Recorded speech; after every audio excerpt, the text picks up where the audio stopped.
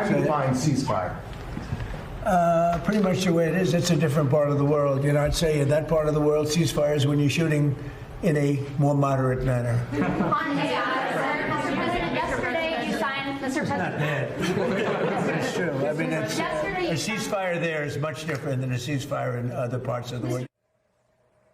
So, Katty Kay, we have a new definition of ceasefire. It's when there's shooting only in a moderate manner, defined by the president himself, when you're not bringing out the big guns, I guess. Of course, this ceasefire that has been in place, we've called it shaky, we've called it fragile.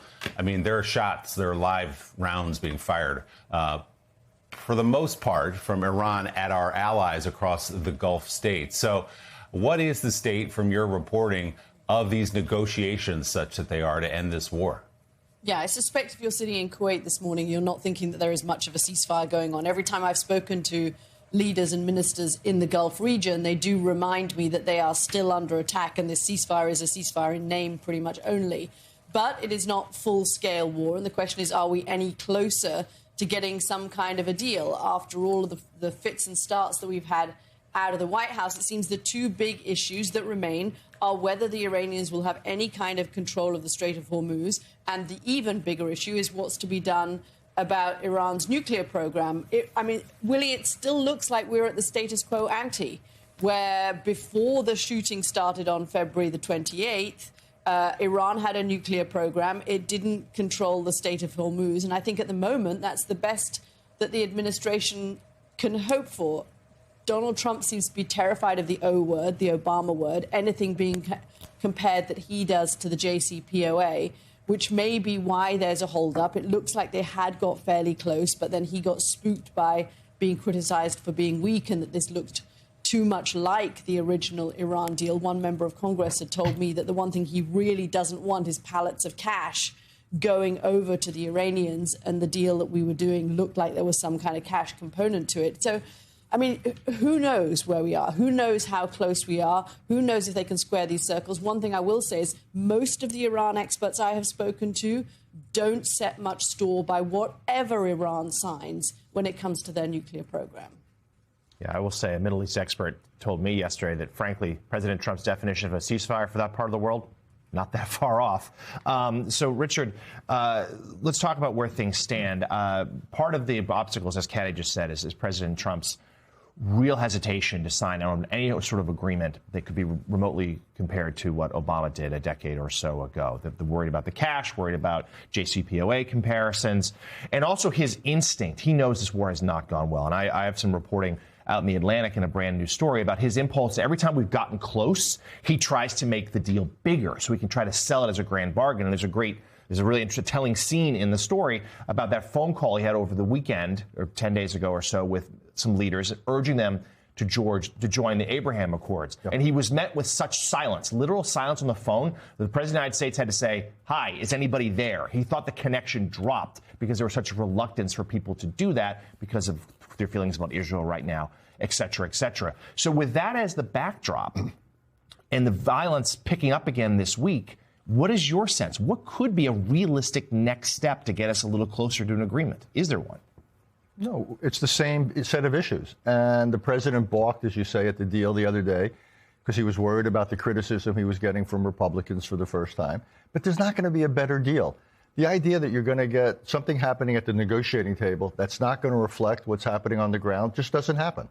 That's just not going to happen. The Iranians also, they see the vote in the Congress and all that. Everything they're seeing suggests to them that time is on their side, that they have more endurance, if you will, than we do. So we'll ultimately get there, but it's going to be a very messy situation on the Strait. And even if we get it reopened, no one should think for a second it's going to stay reopened without conditions. The nuclear, at best, you'll get something almost as a prelude to a second JCPOA, some type of a framework deal that places ceilings on Iran's nuclear activities, won't limit them. And then going back to the Lebanon part of the story, you're not going to get a deal that's going to handle lots of the other issues: ballistic missiles, drones, air forces, navies, mining, not to mention support for proxy groups like Hamas and Hezbollah. So this is going to be a very limited agreement at best. And my guess is we'll get there sooner or later. But almost going back to the president's thing, point, it won't be peace. Whatever else we're going to get, it will not be peace. It will be intermittent ceasefires. So, Richard, what happens now that Iran, on an almost daily basis, is lobbing missiles or drones at various neighboring countries? What happens if one of those missiles, one of those drones, lands, explodes, and a member of the American personnel over there, army, whatever, gets killed? There's two big triggers here. That's one, where for the president, that might put him under enormous pressure to respond. So that's one where then we would have to attack something with escalate there.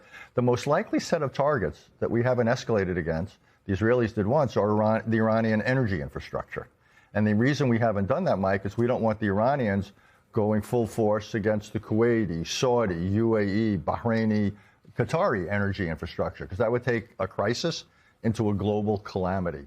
But that's the danger right now, that until this is somewhat more nailed down, whether it's intentional or unintentional, I am worried whether it's a scenario like you just suggested, an American soldier gets killed, or some missile hits some new oil refinery, then there's pressure to retaliate against Iran, and Iran then escalates. That's why it's important, that we get to some type of closer to a ceasefire than we are now. Again, we're never going to get to peace.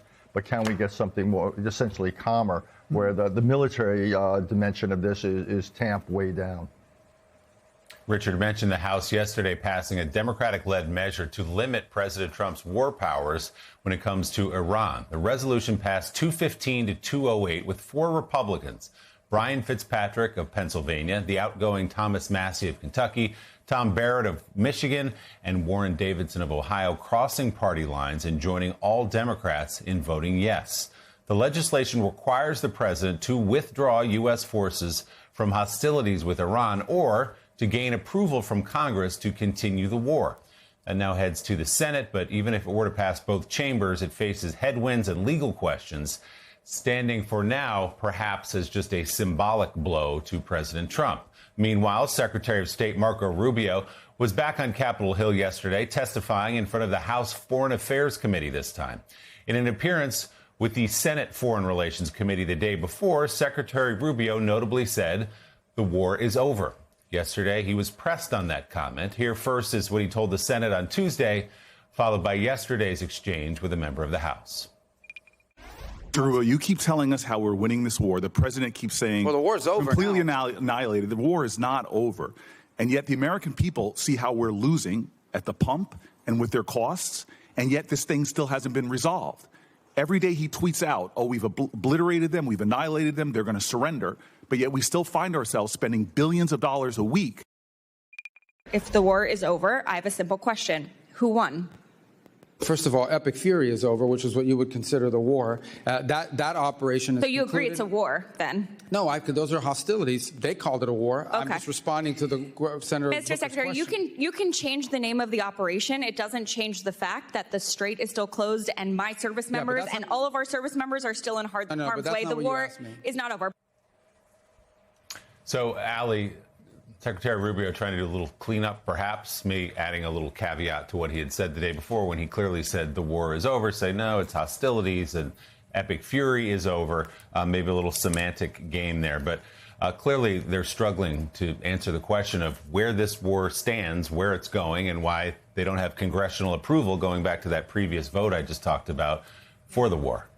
Yeah, and even Republicans who are supportive of the administration's efforts in Iran have never said that the war is over at this point. So Rubio was out ahead even of them. And look, it's a cheeky question from Congresswoman Sarah Jacobs of California there, trying to build on what the Secretary of State maybe misspoke about or just simply said incorrectly to the Senate Foreign Relations Committee. But I think Rubio's job on Capitol Hill was just to simply give updates that don't get ahead of the president and still try to paint a somewhat optimistic picture of what this Iran war has accomplished. And one of the things that I thought Democrats were quite deft at doing yesterday was being able to establish the fact that solving for a closed Strait of Hormuz doesn't solve for a problem that existed prior to the war causing it as a problem. And I think that's one of the things that they're trying to focus on, as we are also starting to see now with this war powers resolution, which I think you're right to point out is likely just a messaging exercise. And we'll see what it looks like in the Senate if they take it up. There have been some shifting votes, questions about if this so-called YOLO caucus actually leads to the votes that they would need to pass a resolution like this. But at the same time, it's a messaging exercise, I think, largely because the president could veto it. And then there are legal questions about if it actually has teeth in reining in the administration. But I think what it does do is actually give us the first tangible sign that the Republican hand-wringing that I and you and all of us have heard behind the scenes about the political and domestic impacts of the Iran war, that those are actually starting to manifest now for elected officials who weren't given a chance to vote for it, but are now potentially trying to give themselves an opportunity to say, all right, we got to rein this in if it's going to continue. Congress at least trying to assert its power kind of to support or not the president going to war.